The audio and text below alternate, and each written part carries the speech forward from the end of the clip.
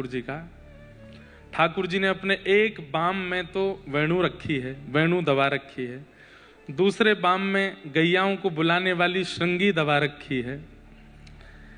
अपने एक हाथ के मध्य भाग में ठाकुर जी ने चटनी रखी है, उंगलियों के बीच में अलग अलग प्रकार के अचार रखे हैं। बताओ, ठाकुर जी जैसा कौन वनभोज करे? ऐसे कोई खा सकता है? कई बार बंधुओं, बहुत आधुनिक व्यंजन होता है ना, उसको फिर प्लेट में ही खाने में सुख मिलता है, पर जो प्रेम से निर्मित व्यंजन होता है ना, वो तो कर में पाने में सुख मिलता है, हाथ से खाने में सुख मिलता है। ठाकुर जी का जरूरी नहीं है कि आप रोज ही 56 भोग लगाओ, कभी कभी ऐसे भी किया करो। एक बड़ा रोटला बनाया, हमारे गुजराती भाई लोग बनाते हैं, बहन लोग, रोटला, बड़ा रोटला बनाया, रोटला में बीच में रख दी चटनी, रोटला के एक तरफ रख दिया थोड़ा साग, एक तरफ थोड़ी अचार, एक तरफ थोड़ा कुछ दही का मतलब सब एक साथ ही, उसको खाने में सुख मिलता है। कभी कभी ठाकुर जी को भी ऐसे पवाओ, ठाकुर जी को सुख मिलता है। अब कैसे पाते हैं ठाकुर जी? अपने हस्त के मध्य में चटनी है, और ये क्या है? ये वन भोज का चित्र बना लाई बहन जी, ये बना के नहीं लाई, ये बैठी बैठी यहीं बनाती हैं शायद, हैं? यहीं बनाते हो आप कि बना के लाए? बना के लाए। आपको कैसे पता कि आज ये प्रसंग आएगा? वाह, देखो कितना सुंदर भाई, आप लोग हमसे भी आगे हो वास्तव में। जय हो, बहुत सुंदर। आज दधी मीठो मदन गोपाल, आज दधी मीठो मदन गोपाल, ऐसो दही हम कबहू न चाख्यो, ऐसो दही हम कबहू न चाख्यो, सुन गोकुल के नाथ, सुन गोकुल के नाथ, आज दधी मीठो मदन गोपाल, आज दधी मीठो मदन। अच्छा, ठाकुर जी के वनभोज लीला को क्या कहते हैं पता है? छाक लीला। क्या कहते हैं? ये दोपहर में जो ठाकुर जी भोजन बनवा के कपड़ा में बांध के लेके जाते हैं, कैसे जाते हैं ठाकुर जी? आगे गैया, पीछे गैया, इत गैया, इत गैया। यहाँ पे ठाकुर जी की बंसी है, यहाँ ठाकुर जी की श्रृंगी है, एक छड़ी है हाथ में। वो छड़ियों से गैयाओं को नहीं हाँकते ठाकुर जी, वह छड़ी के उपल्ले भाग में एक पोटली है, वह पोटली में ठाकुर जी ने छाक धरी है, मोटे मोटे रोटला, अचार, चटनी आदि सब। आप क्या बना लाई? पोटली। वाह, सब देखो बिल्कुल तैयार, सब सामग्री तैयार करके लाते हैं। वाह भैया, ये देखो।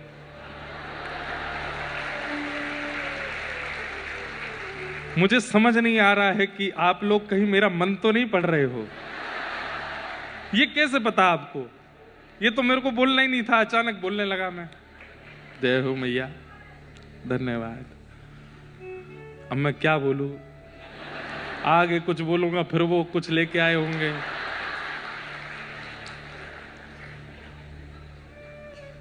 हमारे एक मित्र हैं, वो पर्चा तो बनाते हैं, अब उनको हम बोल देंगे कि भाई हमारे बंबई के वैष्णव जो हैं ये पर्चा नहीं बनाते, ये तो प्रैक्टिकल लेके आ जाते हैं। कथा में जो भाव कहना है वो इनके पास ऑलरेडी होता ही है। तो ठाकुर जी कैसे जाते हैं? आगे गाय है, पाछे गाय, इतुत गाय, सब गायों के बीच में ठाकुर जी, और ऐसे अपने साथ में छड़ी पे ऊपर उसमें पोटली में ठाकुर जी सामग्री लेके जाते हैं वन में।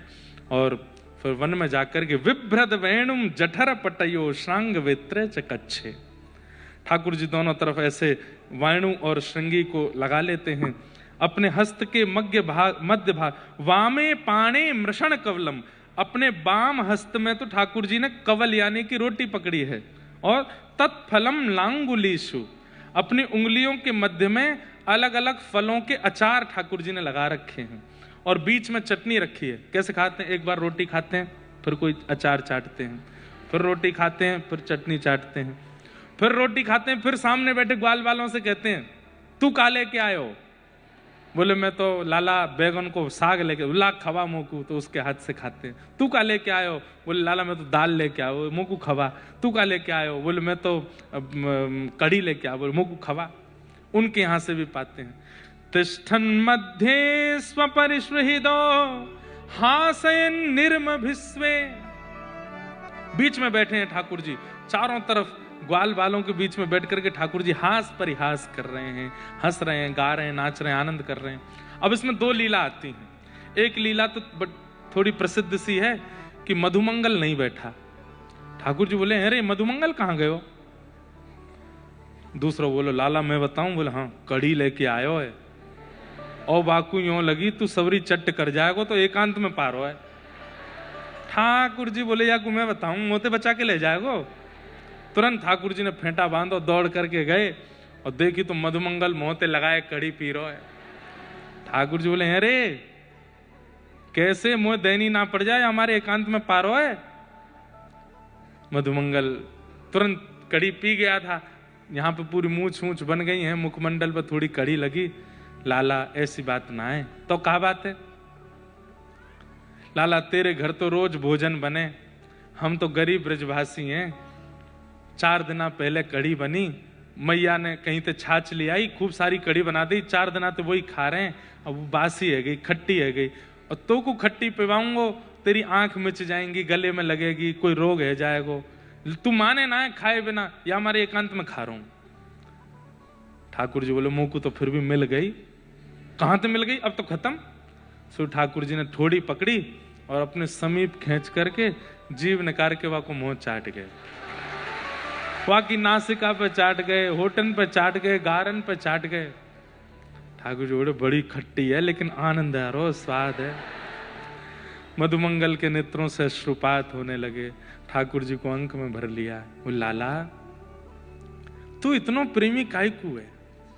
अरे हम ब्रजवासी, हमें कोई पूछे ना, हमें कोई देखे ना, गोवरन की सुगंधी सी आती रे तन में ते, तू काहे को हम ते इतनो स्नेह करे? अरे हम तो एक ही लत्ता 2-2 बार पहन ले, 3-3 बार धारण करते रहे, हम तो इतने पवित्र भी ना है लाला, तू इतनो प्रेम काहे को करे? ठाकुर जी बोले क्यों, तू मेरो ना है? ये ब्रजवासी मेरे ना है? तुम सब मेरे ना हो? अपने बालक की, छोटो बालक यदि विष्ठा आदि त्याग कर दे तो का मैया को दूर पटक दे कि अरे भैया दुर्गंध आ रही है हमें ते? अरे बालक तो बालक है, अपनो तो अपनो है, अपने की तो विष्ठा भी हो, अपने की तो दुर्गंध भी हो तो भी स्वीकार करी जाए। तुम सब मेरे हो। ब्रजवासी वल्लभ सदा मेरे जीवन प्राण, तुम सब ब्रजवासी मेरे प्राण हो। इनको ना ही बिसारी हो मोहनंद बाबा की आन। तुम ब्रजवासी ने कभी ना भूल सकूंगा। या हमारे ब्रजवासी के लैया भैया 100 गलती 100 खून माफ है। ब्रजवासी ठाकुर जी उनते नाराज ना हूं मैं। क्यों? ब्रजवासी मेरे प्राण है। जय। लेकिन ब्रजवासी को भी विचार करना चाहिए कि ऐसे ही नहीं कि ठाकुर जी ने प्राण कह दी तो हम कछु भी करें। ठाकुर जी के अनुकूल रहना चाहिए। एक लीला तो यह है। दूसरी लीला क्या है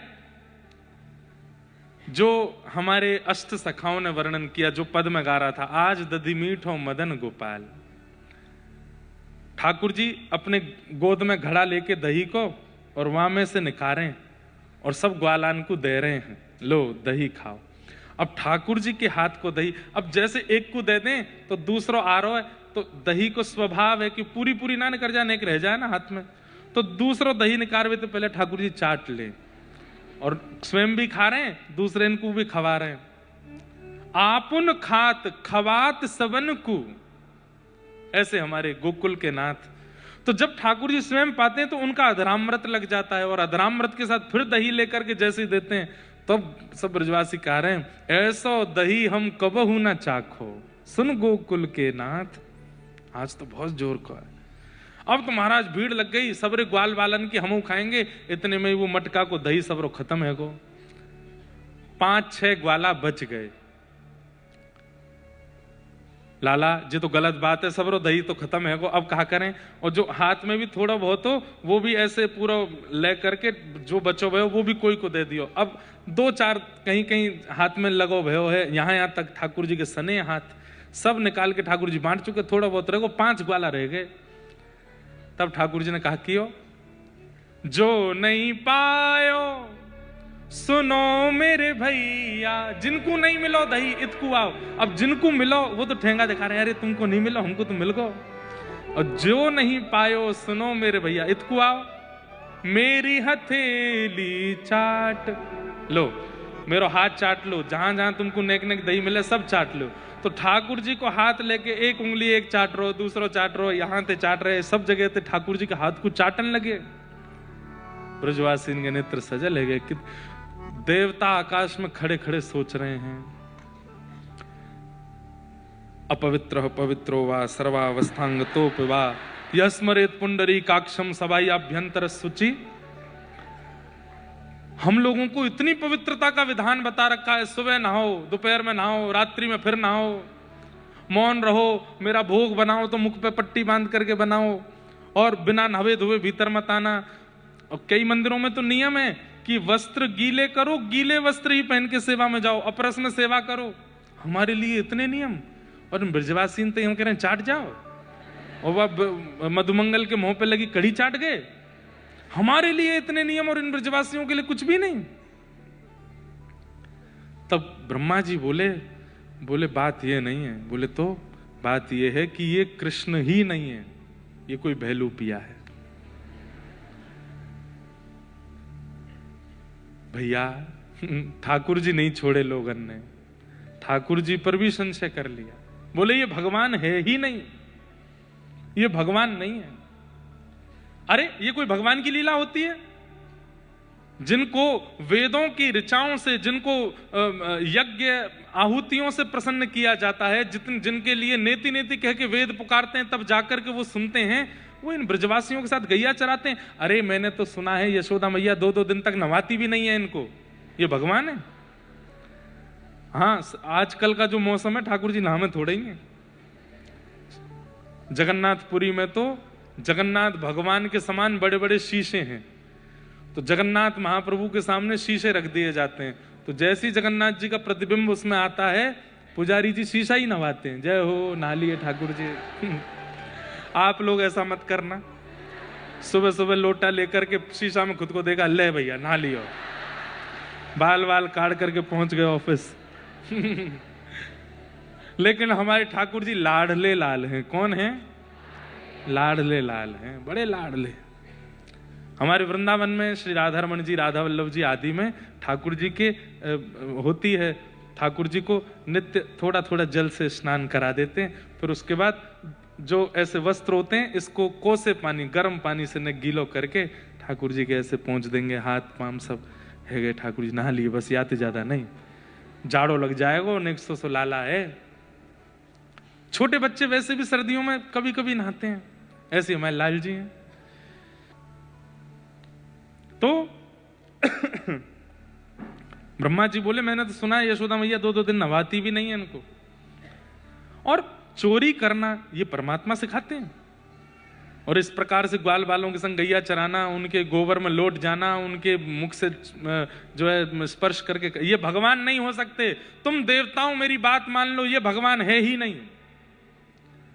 तो सब देवता बोले ब्रह्मा जी क्या करें फिर, कैसे पता करें कि ये भगवान है कि नहीं? बोले रुको, इसके सारे ग्वाल बालों को मैं हरण करके लाता हूं। ब्रह्मा जी नीचे आए, ठाकुर जी हस्त प्रक्षालन करने के लिए यमुना जी में गए थे। एक पंढरपुर में गोपाल काला होता है, जो लोग पंढरपुर जाते होंगे उनको पता होगा गोपाल काला। और महाराष्ट्र में वारकरी वैष्णव जब कोई उत्सव करते हैं तो उसके विश्रांति में गोपाल काला, तो एक प्रकार से उसको रास कहते हैं, गोपाल काला। और उसके बाद फिर वो हंडी में कुछ पाते हैं, मुझे नाम नहीं याद आ रहा, क्या बोलते हैं उसको, हंडियों में चावल, क्या दही हंडी में, उसमें दही होती है, उसमें चावल होते हैं, चिवड़ा होते हैं, और बहुत सारी सामग्री होती है, पूरा सब अलग अलग लेके आते हैं, सबको मिला करके फिर सब लोग उसको पाते हैं। पंढरपुर में भी ठाकुर जी ने गोपाल काला किया, रास किया, और उसके बाद में वो हंडी से सब पाए, तो कहते हैं उसमें देवताओं को बैठने नहीं दिया जो ठाकुर जी ने पाया, क्योंकि एक साथ ही सब लोग पा रहे थे, सब एक दूसरे को पवा रहे थे, एक दूसरे के हाथ से पा रहे थे। तो कहते हैं देवताओं को वहां आने नहीं दिया।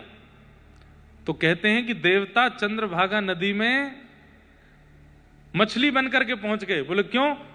बोले खाने के बाद हाथ धोने तो आएंगे, तो जब हाथ धोएंगे तो जो बचेगा हाथ का वो हम पालेंगे। तो ठाकुर जी जैसे ही हाथ धोने पहुंचे, देखा मछलियां नहीं है, ये सबरे 4 मुंह वाले 3 मुंह वाले सबरे देवता हैं।